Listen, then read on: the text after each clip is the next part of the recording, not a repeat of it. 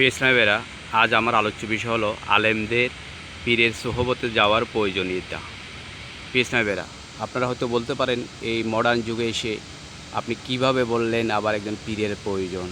সেজন্য আমি সরজমিনে প্রমাণ করে দেব আলেমদের পীরের প্রয়োজনীয়তা কী।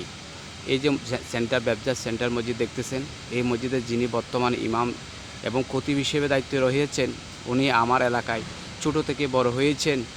ছোটো একটা সাইকেলে করে, ভাঙ্গা সাইকেলে করে টিউশনি করতেন। পর্যায়ক্রমে উনি হাফেজে কোরআন হলেন। এই মসজিদের এখন বর্তমানে খতিব এবং ইমাম হিসেবে দায়িত্বে রয়েছেন, আলহামদুলিল্লাহ। প্রশ্ন হলো, এখন ওনার মোটর সাইকেল, বিলাসবহুল বাড়ি, এসি রুম। আমার হিংসা হচ্ছে না, আপনাদের জানার জন্য বলছি।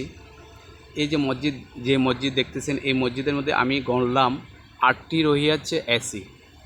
এরপরে সামনে সব ফ্যান, ম্যাক্সিমাম ফ্যানগুলো চালানো। এরপর ওনার সামনে আরেকটা এক্সট্রা একটা ফ্যান দেওয়া। এখন আমার প্রশ্ন হলো, নবী করিম সাল্লাল্লাহু আলাইহি ওয়াসাল্লাম বলেছেন অজুর মধ্যেও অপচয় রহিয়াছে যদি আমরা পানি বেশি ব্যবহার করি। যে ইমাম সাহেব 8টা এসি, এরপরে ওনার ফ্যান চলতেছে মাথার উপরে, এরপর আবার এক্সট্রা একটা স্ট্যান্ড ফ্যান প্রয়োজনীয়তা কী? এরা অপচয় নয় কি? যদি একজন মুর্শেদে বরহক পীরে কামেলের উনি সান্নিধ্যে থাকতেন, উনি এই কাজটি করতেন না। এখন এখানে আরেকটি বলার উদ্দেশ্য হলো, এই যে উনি যে টাকাটা খরচ করতেছেন ফ্যানের যে ব্যয়টা, এটা কিন্তু আমি আপনার থেকে নেওয়া সরকারের ট্যাক্স দিয়ে ওনার বেতন। এই যে বিদ্যুৎ বিল, 8টা এসির বিল আমার আপনার থেকে নিচ্ছে।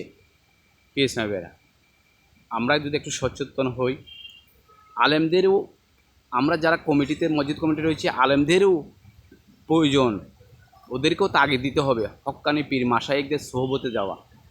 যদি যারা আলেম, যারা আল্লাহর আউলিয়া, তাদের নামের পূর্বে রয়েছে মুর্শেদে বরহক, ওনারা হকের কথা বলে যে আমরা আরেকজনের হক কেন নষ্ট করব, কেন আল্লাহ আমাদের পৃথিবীতে পাঠিয়েছেন। ইসলাম ভাইরা, আসুন আমরা সচেতন হই, আমরা আর ঠকবো না। আমরা অন্ধকার নয়, আলোর পথে আসবো ইনশাল্লাহ।